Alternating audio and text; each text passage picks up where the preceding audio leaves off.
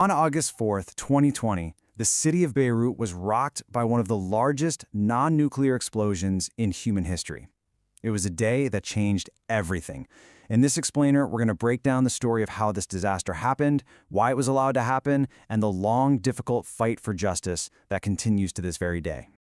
Okay, to really understand this, just look at these two images. On the left, that's the port of Beirut on July 31st, a totally normal, busy port. And on the right, that's the exact same spot just 4 days later.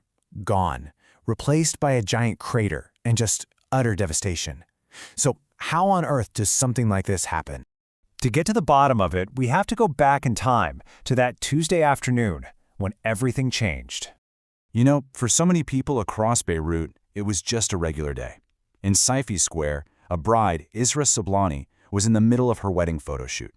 A moment of pure joy. And then, in an instant, it was all torn apart. The moment was actually caught on video, as this unbelievably violent shockwave just rips through the city. What's so terrifying is how fast it all happened. The entire catastrophe unfolded in just 23 minutes. It all started around 5:45 p.m. with something as simple as sparks from welders working near Hangar 12. 10 minutes later, firefighters are on the scene, but they're reporting something's very wrong. Strange noises, an uncontrollable fire. At 6:07 p.m., the first explosion goes off, and you can see flashes of what look like fireworks. But then, just 60 seconds later, the second city-leveling explosion detonates. That second blast, it was an event of almost unimaginable power. It's really key to try and wrap our heads around the sheer scale of it to understand the destruction that came next. The shock was so huge that people felt it more than 200 kilometers away in Cyprus. The U.S. Geological Survey actually registered it as a 3.3 magnitude earthquake. Think about that. A seismic event not caused by shifting tectonic plates, but by human error. And the jump in power from the first pop to the main event was just staggering. Scientists figure the blast was equal to about 1.5 million kilograms of TNT. That's 1,000 times more powerful than the first explosion, and roughly 10% of the atomic bomb that was dropped on Hiroshima. It's just an unbelievable amount of energy. But beyond all the physics, behind those huge numbers is the human cost. In a single moment, 218 people were killed, over 7,000 were injured, and more than 300,000 people, that's a staggering 12% of the entire city's population, were made homeless, just like that. And then the crisis just cascaded. The very hospitals that were desperately needed to treat thousands of injured people were themselves badly damaged or destroyed by the blast. Doctors and nurses had no choice but to set up trauma stations on sidewalks and in parking lots, completely overwhelmed.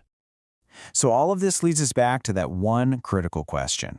What on earth was inside Hangar 12 that could cause this much destruction? Well, the answer is a horrifying cocktail of dangerous materials, all stored together with a level of negligence that is truly hard to comprehend. The main ingredient for this disaster was 2,750 tons of ammonium nitrate. But it wasn't alone. Oh no, it was stored right alongside 15 tons of fireworks, kerosene, oil, and even hydrochloric acid. All of this sitting in a hangar with faulty wiring and zero basic safety features like smoke alarms or sprinklers. It was quite literally a time bomb. Now, it's important to know that ammonium nitrate itself isn't some super exotic chemical. It's actually a very common fertilizer used in farming, and it's a component in explosives for mining. But the thing is, when you have a massive amount of it and you store it improperly, and then you add fire to the mix, it becomes a catastrophic explosive.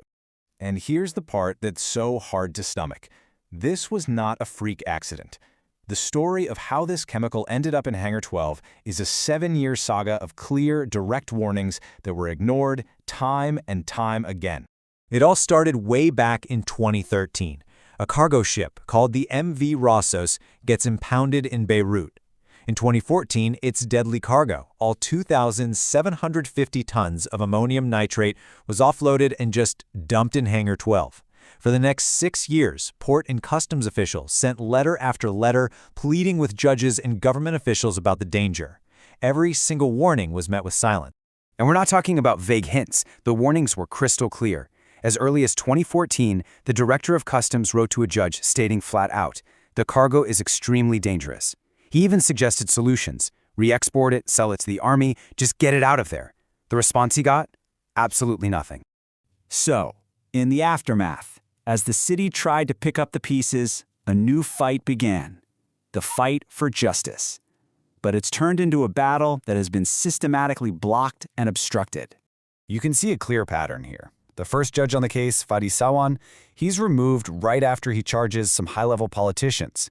His replacement, Judge Tariq Bitar, then faces this wall of political pressure and endless legal challenges, which successfully froze the entire investigation for almost 2 years.